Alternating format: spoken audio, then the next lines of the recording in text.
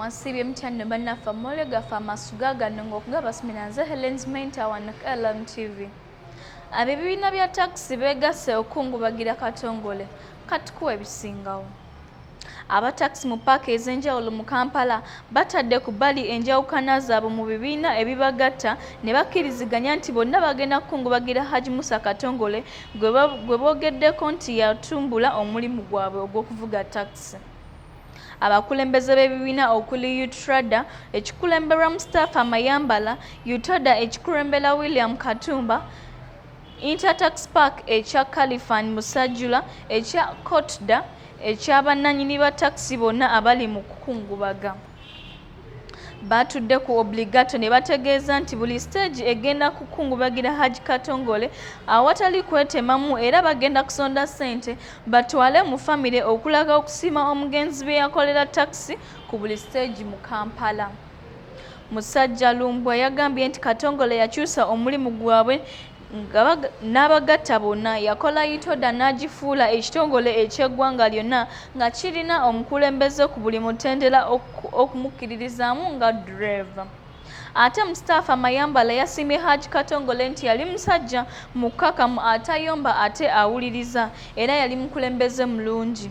Yalaze nti wadde oluvannyuma baatabuka ekizibu akissa ku bakulembeze banne abali mu UTODA abamulungamyanga ne bamuwabya ne bamusinga amaanyi kubanga UTODA kyali kintu kinene nga kya ggwanga lyonna era naye mu bimu byatakkiririza namu ng'obuyinza. Yategeeza nti baliko mu kifo ekimu kyokka ng'abawa omukisa ne boogera kyokka oluvannyuma nga banne ba Haji Katongole be bateesezza nga bamusinga amaanyi ne babiteeka mu nkola.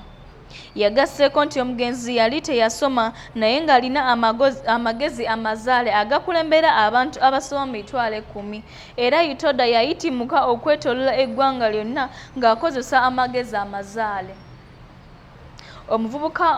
Omumyuka wa ssentebe wa UTODA Mustafa Muwanga yagambye nti Katongole yateeka empisa mu bavuzi ba takisi ne bakondakita n'abeetissi b'emigugu kubanga emigugu gy'abantu gyalinga gibula. Yagambye nti gavumenti ng'egenderera okutereeza omulimu gwabwe balabire ku Katongole gye yagattamu baddereeva. Ate bo abantu bagambye nti takisi tezigenda kuddamu kufuna muntu mukulembeze afaanana nga Katongole. Twavuga emmotoka nga twambadde yunifoomu ya UTODA nga kuliko ennamba nga tulina pamiti lwa Katongole. Omulala Bashir Katongole yagambye nti Katongole yatandika UTODA ng'ekibiina ekigatta abantu abatono naye ekibiina ne kikula era kati nga kibadde kisoba mu bantu 10,000 ate ng'omuntu atasoma yali mu kubafuga. Ekiseera kyatuuka nga buli muntu amanyi UTODA ku mpisa nga ne bw'osuula omugugu ng'ogutikkira bw'obadde ogutikkira omala n'ogufuna.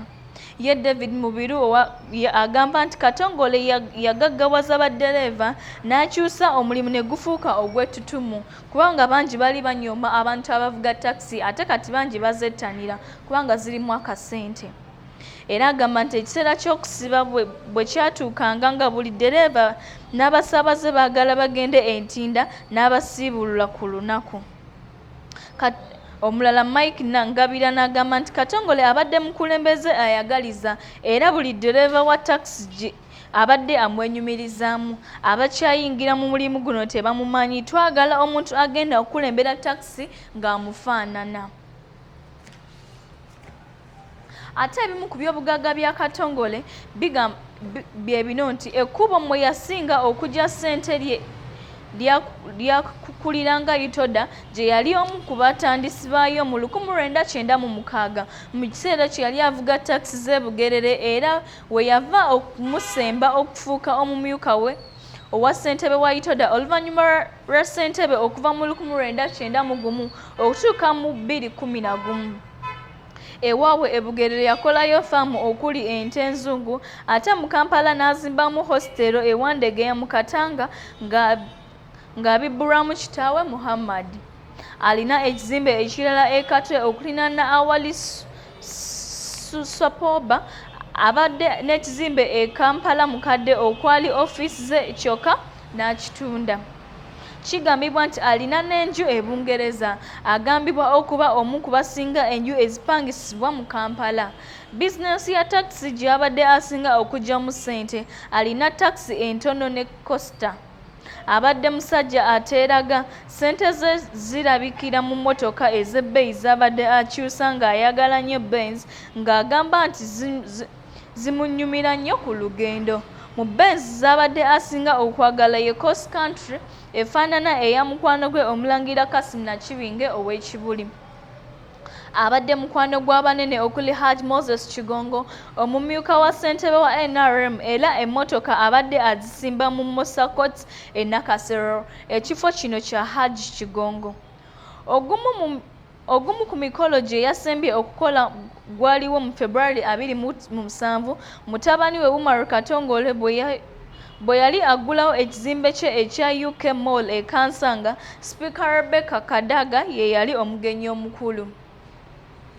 Nkuliko eyo nnyo abasasi baffe.